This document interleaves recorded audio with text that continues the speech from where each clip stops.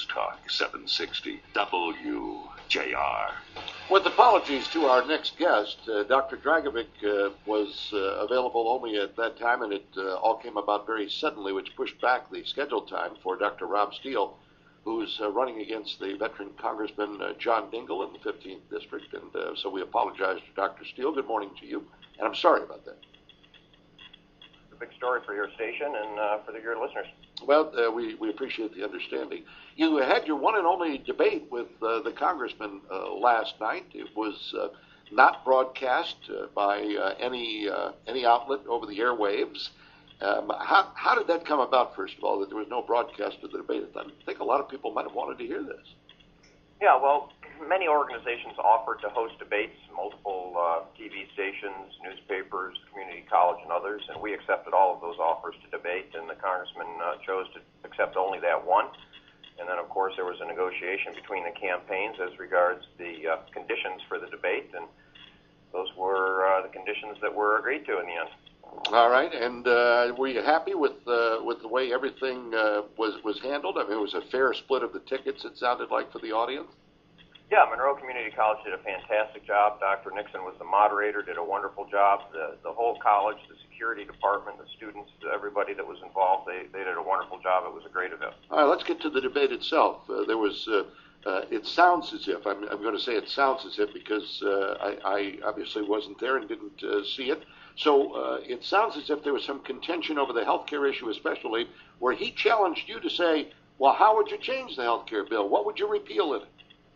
Yeah, there was a little back and forth, and of course the debate was set up for 1-minute answers and 30-second responses, and of course we would have preferred longer on each response, but we weren't able to get that. But, you know, in the end, what I said is if he'd been willing to accept more debates, I would have been happy to discuss all those issues and everybody could hear the answers. All right, so what would you repeal?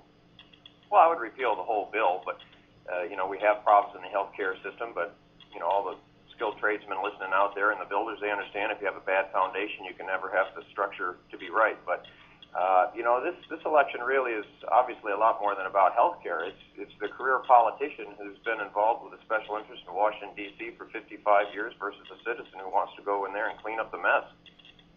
You also have been accused of wanting to take Social Security and completely change it, to make it all private choices, how we would invest that money for ourselves long term.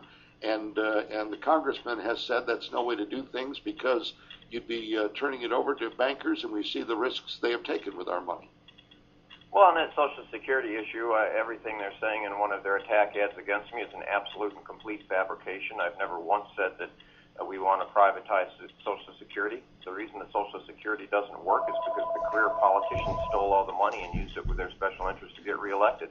And in fact, Congressman Dingell in 1965 voted to take Social Security out of its own personal, its individual trust fund and allow it to be used in the general budget. So we can thank Congressman Dingell for emptying out the trust fund and making it much less solvent than it is now. But there's no question that the main change that we need for Social Security, we can have a government-run program. The money can be deducted the way it is now. It can be held by the government. But what we have to do is we have to prevent that money from being spent by the politicians whose interest is in being reelected and not fixing problems. All right, let's talk about polls. You and your race with Congressman Dingell were not included in the latest one done by Epic MRA. It focused on the 7th District and the 9th, the 7th, where Mark Schauer is the incumbent against Tim Walberg, whom he beat last time and who's trying to get the seat back. And the 9th is Gary Peters running against Rocky Roszkowski. And Peters got a 48-43 lead. Schauer is up 45 to 39. Are you seeing that there is a comeback being made on the Democratic side in the state of Michigan now? Well, I'm not sure. I've been focused on my district, and I don't really even have time to see all the media and the ads and that sort of stuff. But we know that in our district there's been 4 polls. One had me ahead by 4.5, and the other 3 by statistically significant margins said that more people want Congressman Dingell retired than reelected. So we know that the interest is there in our election for a change, and I think it's one of the biggest things the media has missed, frankly. You know, they talk about, in fact, you know, in the big editorials, there's all this reference to his clout. And this over his career is the story that the Detroit media has missed more than any of the other story. Congressman Dingell, despite his incredible power as chairman of Energy and Commerce, in fact, from 1981 until 1995, when he was chair of the most powerful committee in Congress, according to the United States Census Bureau, the state of Michigan ranked 46th out of 50 states over that interval on return on federal tax dollars to the state. And they act like he has clout. His policies have led to the decimation of the UAW rank and file because of the collusion between the special interests and the UAW leadership willing to sacrifice their workers to maintain their own power. All right, final question for you. The Dems are bringing in Bill Clinton this weekend. Originally, during the campaign, I remember Virg Bernero, the Democratic candidate for governor, saying he'd welcome Barack Obama campaigning here. The president's been all over the country, but has not come to Michigan. Instead, former President Clinton is coming in. He's going to campaign for Bernero, for Mark Schauer, and for John Dingell this weekend. How does his presence factor into the race, do you feel?